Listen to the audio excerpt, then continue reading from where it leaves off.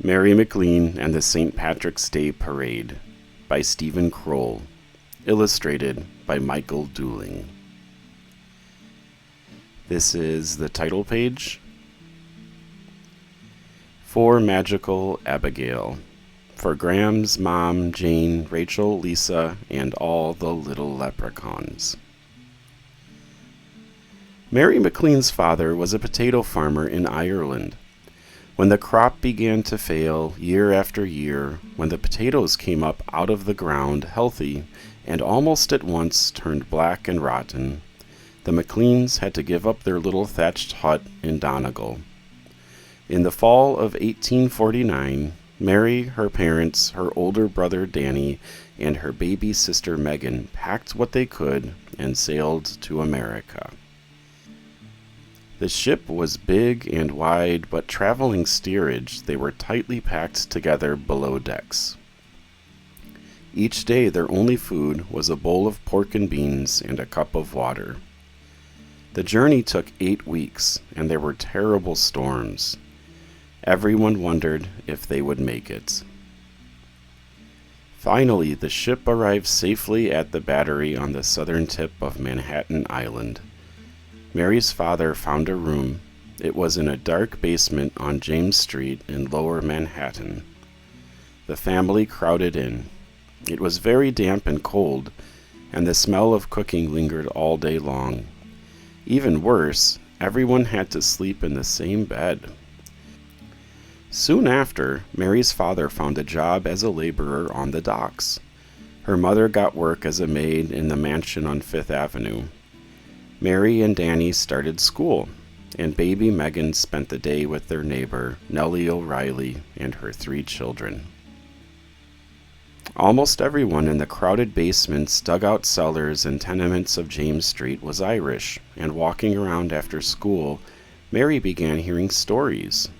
Mostly they were about the St. Patrick's Day Parade on March 17th, and how grand it was, and how every year Mr. Finnegan, who owned the corner grocery store, did something marvelous. Mary really liked Mr. Finnegan.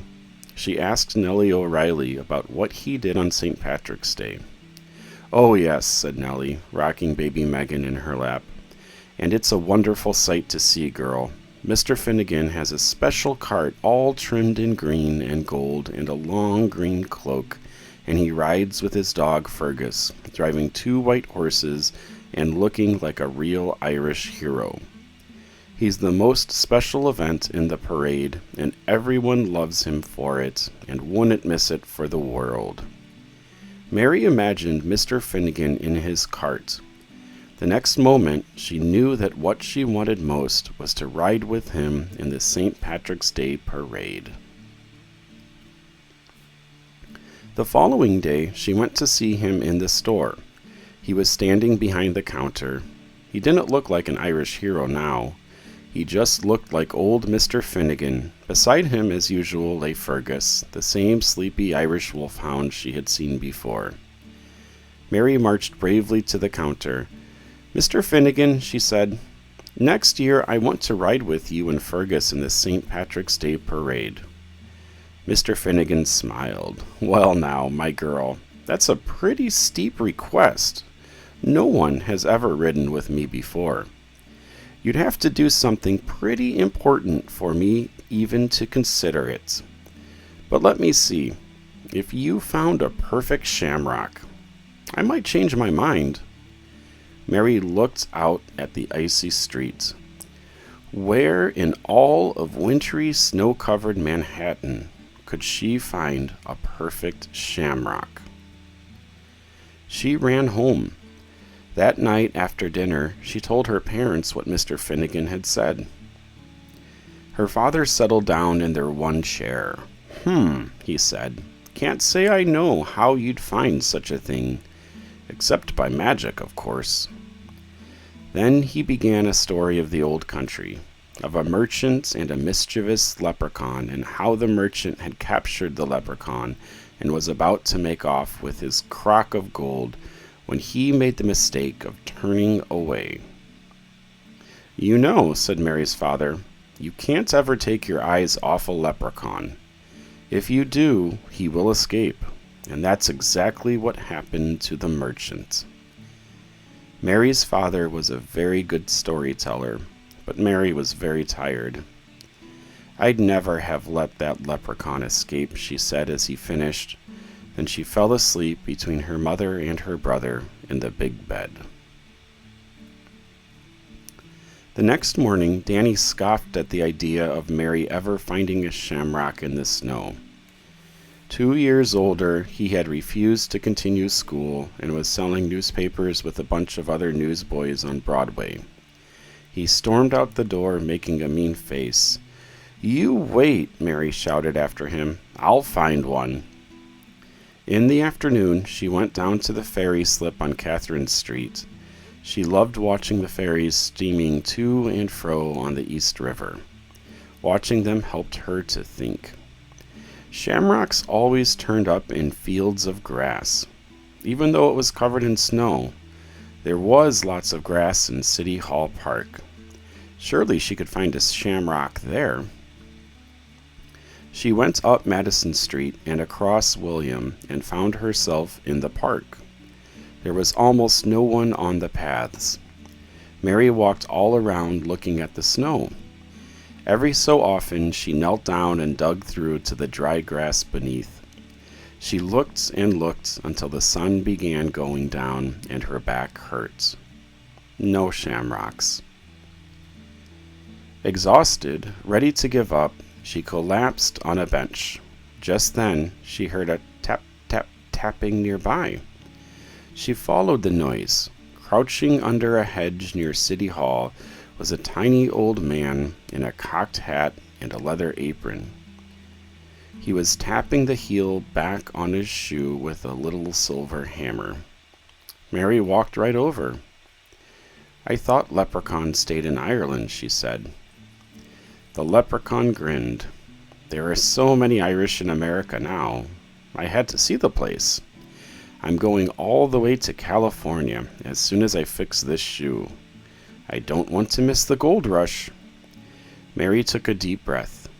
There in his lapel was a perfect shamrock. She leaned forward. "Could you please give me that shamrock?" "I can't," said the leprechaun. "I need it for luck in California. Why do you ask?" Mary explained about the parade and Mr. Finnegan. The leprechaun laughed. "I'll be on my way home in March. Maybe I'll catch that parade. Who knows? I might have the shamrock for you then." With that, he finished repairing his shoe, put it on, and disappeared. Mary walked home, puzzled. A leprechaun in America, and he might give her a shamrock? She told no one about what had happened, but for weeks afterward, she kept looking on her own. It didn't seem very wise to be depending on a leprechaun. One day, she even got Tom, the milkman, to take her north of 42nd Street in his wagon. There the buildings thinned out and turned into fields. She spent the whole afternoon tramping through the snow, but she didn't find a thing. Around Christmas, to earn a little pocket money, Mary began walking Fergus. Late one afternoon, as she was leaving the store, Mr. Finnegan said, "Tough luck about the shamrock." Mary stood very still. She nodded. "Who knows?" said Mr. Finnegan. "Something may turn up." Mary wasn't so sure. And then it was Christmas with a meal of turkey scraps and a small doll made by her mother. The weather got so cold, they all had to huddle in bed in their clothes. But suddenly, unbelievably, it was the afternoon before St. Patrick's Day. Mary walked Fergus to City Hall Park. She'd never find a shamrock now. That leprechaun would never turn up. She wanted so much to be in the parade, and now she never would be. She kicked a stone along the path, and suddenly, there was the leprechaun, crouching in the same spot as before. He looked a little dusty from all his travels. He grinned. "I see you didn't forget me." "Did you have a nice trip?" Mary asked. But then she looked at his lapel. The shamrock was gone. Mary knew he must have it hidden. She also remembered her father's storytelling. She grabbed the leprechaun in both hands, looked right at him, and said, "Give me the shamrock or bring me to your crock of gold." The leprechaun's eyes grew bright. His cheeks puffed up in surprise. "You've dropped your dog's leash," he spluttered. "What?" said Mary, glancing at the ground. At that moment, the leprechaun wriggled free, flipped into the air past Fergus's snapping jaws, and was gone. "Oh no!" cried Mary. "How could I have done that?" Dejected, with Fergus by her side, she walked back to James Street. She said nothing to Mr. Finnegan, then she hung up the leash behind the door. She didn't even wish him a happy St. Patrick's Day as she started for home. But that night, when her father came in for supper, he was smiling. Before he would even sit down, he took something out of his pocket and covered it with his other hand. "I was walking past City Hall," he said, "and would you believe what I found behind a hedge?" He took his other hand away. In his palm was the most perfect shamrock Mary had ever seen. Where had it come from?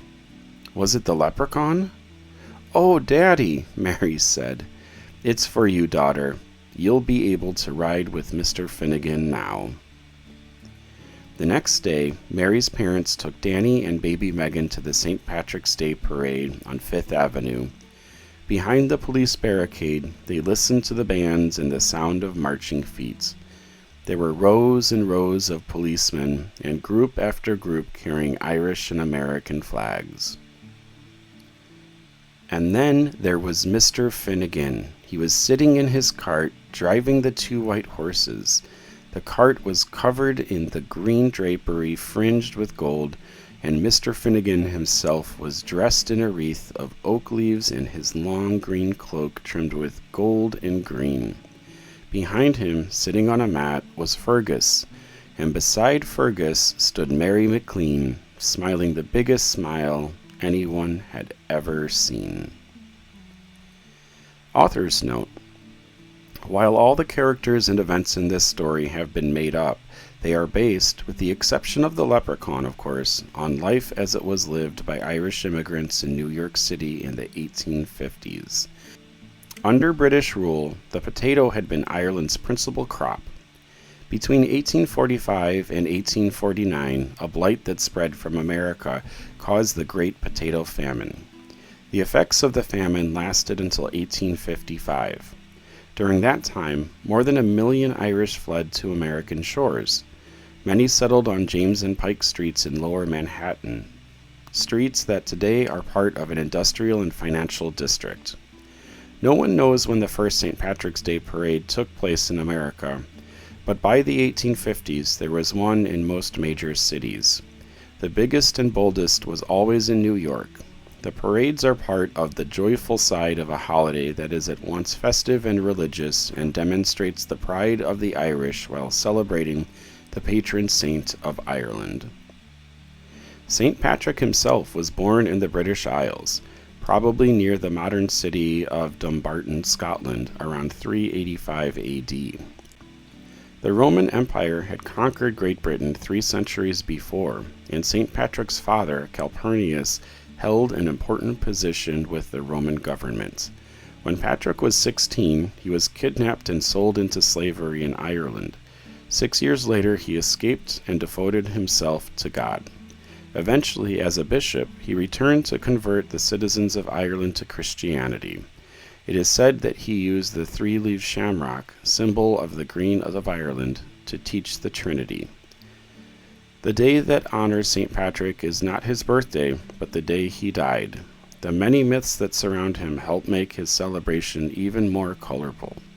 Not even a leprechaun, that solitary, bad-tempered, shoemaking Irish fairy, could quarrel with that. Steven Kroll. The end.